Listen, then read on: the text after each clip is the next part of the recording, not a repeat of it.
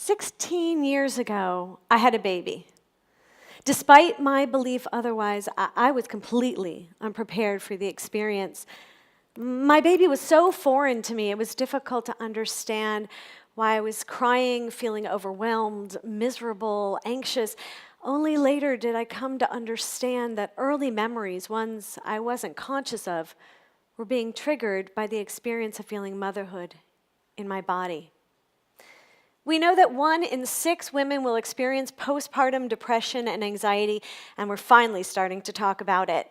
In utero, as a newborn, as a baby, we relate to others only through our bodily felt experience. So as a dance movement therapist, I have a tool that I can access when working with new moms, and that tool is my body. That tool is my understanding of movement. By inviting a new mom to hold her baby, breathe, move, sing, rock with her baby, I can help the two form an attachment. Neurobiology tells us that the attachment relationship that a newborn has with her caregiver is essential in brain development. Neurons in the baby's brain are actually created as these two interact. And this attachment relationship sets the foundation for the social, emotional, and cognitive development of a baby. When Andrea came to see me, her baby was 2 months old. Andrea's affect was chillingly flat. She held her baby like a rag doll. She went through the care of her baby robotically. And her baby sensed her depression as well. Her baby, Emily, she was nearly unresponsive. We couldn't even get eye contact. So my work was really to help them form that connection. And I wasn't going to be able to do that by just verbally explaining. I was going to have to help Andrea to learn how to hold and attune to her baby.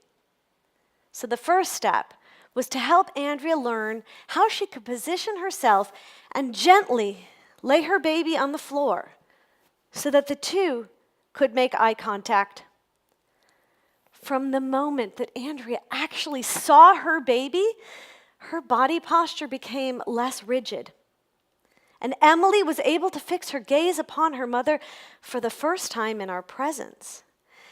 This eye contact began a serve and return relationship between the two, and that helped Emily know that she was safe and helped Andrea understand that she was needed.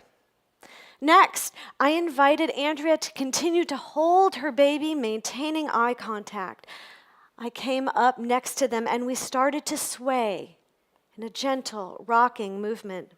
It was a little awkward or forced at the beginning, but eventually I noticed that Andrea's holding of her baby became a loving embrace.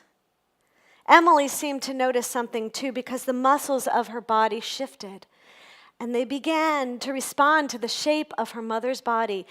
And soon, with a breath, Emily fell asleep.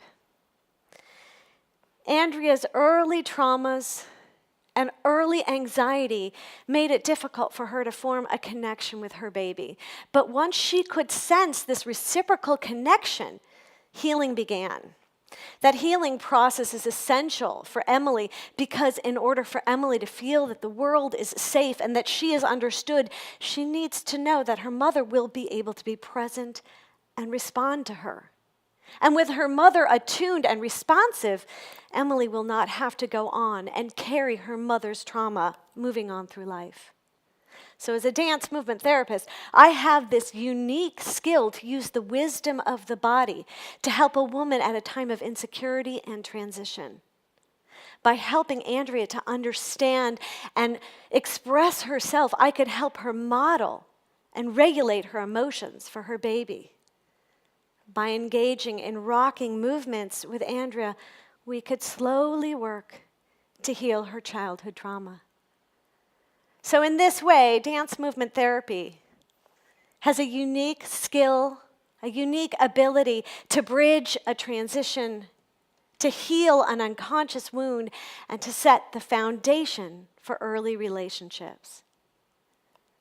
And in this way, Andrea will be able to step into the role of being a mother.